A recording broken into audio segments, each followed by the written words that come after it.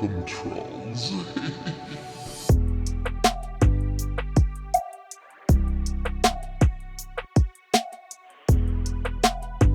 First sees all.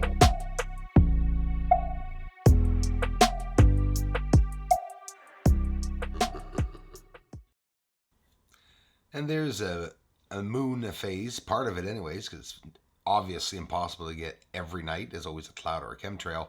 But ever wonder why they call it the blood moon and what happens during an eclipse that it becomes red? Well, the only light reflected from the lunar surface, it's being refracted by Earth's atmosphere. So the light appears reddish. It's the same reason as the sun sets or the sun rises as they're rising. Notice the moon as it's rising, it's yellowish. And before it's descending, the lower it gets, even in the evening, it'll get a glow, orange or reddish glow. Due to the reddish color, a totally eclipsed moon is sometimes called a blood moon.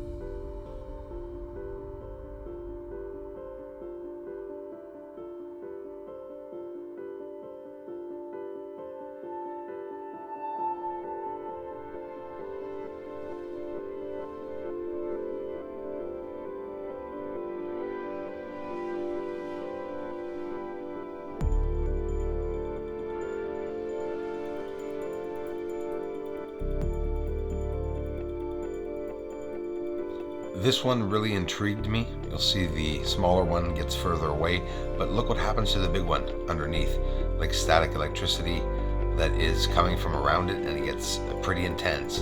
And you'll see as we progress, UFOs over my house, 2 or 3 of them, slowly examining each other as they pass over my house.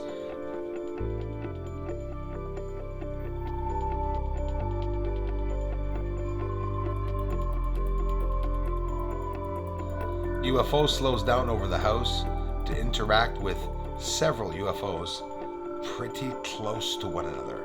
Watch this. Notice the lights coming from the larger craft or light, UFO, whatever, is shooting out of it or coming from it. You just see it there. There are those little lights shooting all around it.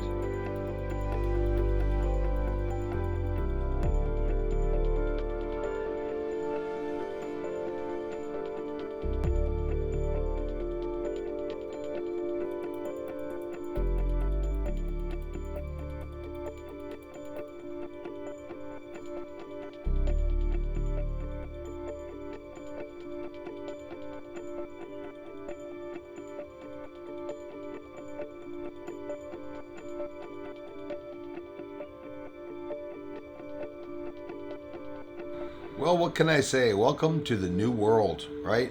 We're in a completely, entirely different world as compared to the world we had 360 days ago. Yep, objects leaving the moon. UFOs leaving the moon. There's a system on the moon. I'm afraid that somebody is there, yes, living on the moon. Look at the structuring over the craters, the way they are built. They extend far into the center of the crater. And you can see this here at the end. Looks like a ship that's landed, right?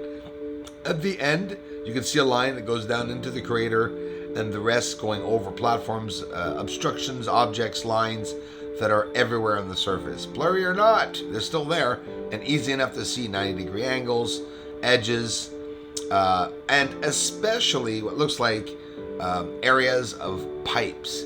It's just, interlaid, descending levels, superimposed levels, lines connecting different levels. It's all right there.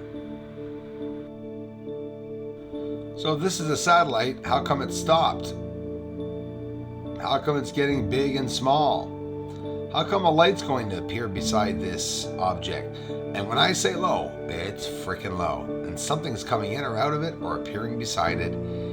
I'll get the shakes off here. There it is. And I got the intensity of light higher. That's why you're seeing some pixelation. But again, it's coming from this craft. Look, flashing lights. Do you see that? But there's a whole bunch of activity right now. Look, it's stationary, okay?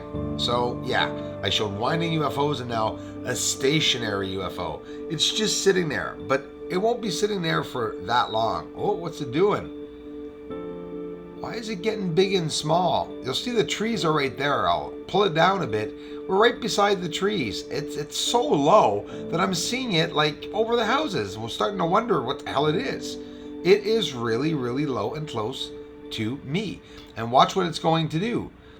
You're going to see flashing lights around it, and then it's just going to disappear. It's going to actually go further away, and that's what you're going to see.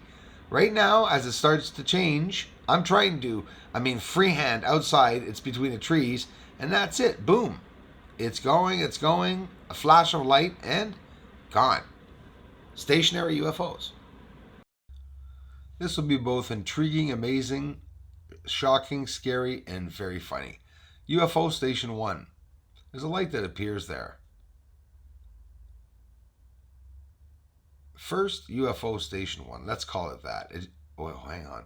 It took off. Okay, now it's on the... Oh, okay. Now it went to the left. It's taking off. Wait a minute. Okay, second UFO at Station 1. But look on the left. It's separating. What? The UFO is separating. Okay. UFO number 2 from Station 1 took off. And wait a minute. Looks like that one's separating too. Okay, third UFO station. Do you understand that we could make a very long video watching these objects come out of the surface or appear on the surface, whatever they may be? That is the intriguing proof that something is definitely up there. And you know what? Not just one thing, but this could be a mechanism, machine, a device.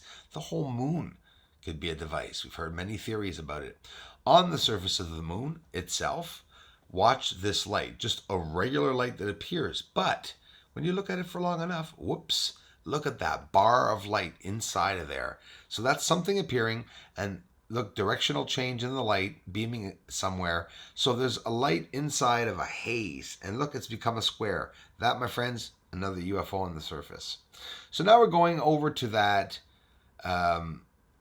incredible UFO that was stationary. I should have showed this just before this part, but it doesn't matter. We're looking at it now. We're slowing it down to look really close to see what the heck this stationary UFO is doing. But watch even better than that. The light that's beside it. Look at the glowing lights around it that are sparkling up, and once in a while appearing. There's something going on around this object. And watch this. Another light. So this is that stationary UFO just moments before it took off. It's all there, just like on the surface of the moon. If there's structuring and objects, it's for a reason, because someone's flying to them or someone's living on the moon. Who knows? Maybe it's a race that lives on the moon. There's too many signs, okay, guys? Too many signs. And that's basically what it looks like. Connections from lower and higher levels, and all of this jumbled up structuring that is everywhere across, sprawled across the surface of the moon. This one really intrigues me. I love this. This is just near Sinus Iridum, just at the end. And look, there's this crater, supposed crater there, but it does look like a rock that slid in or something and crashed. Look at the long line there, or maybe water lifted this object across the surface when there was a flood. You think the moon could ever have had a flood? I don't know. Hard to see. A lot of people say, well, but in reality, what I'm showing is something that's not being shown because people just are not taking the time to show it. It's the surface. And we're looking at the straight up surface through the blur to try to recognize the structuring, and it's everywhere. We could really see it. Sure, there's a lot of areas where it's plunged into darkness where we can't see anything, but it's part of the hunt in reality. There really is someone on the moon. I can't thank you all enough. Crawl face, love you, man. Thanks for the support, guys. Have you ever thought you saw a face in the clouds? No, it's not a real head there. Pretty trippy. I see a guy with his eyes closed. You'll see as it goes down, you see a bunch of other faces. It's not very long. It's clouds. And no, those are not UFOs. It's the mouse that you're seeing going by, making that flickering light, which is very tricky. Have to be careful people are doing that then. So yeah, Pretty cool clouds. Do you see any faces appear? I do, in the center there. Pretty awesome. Yeah, it's bad in the world, right? Protests everywhere. Be safe, everyone.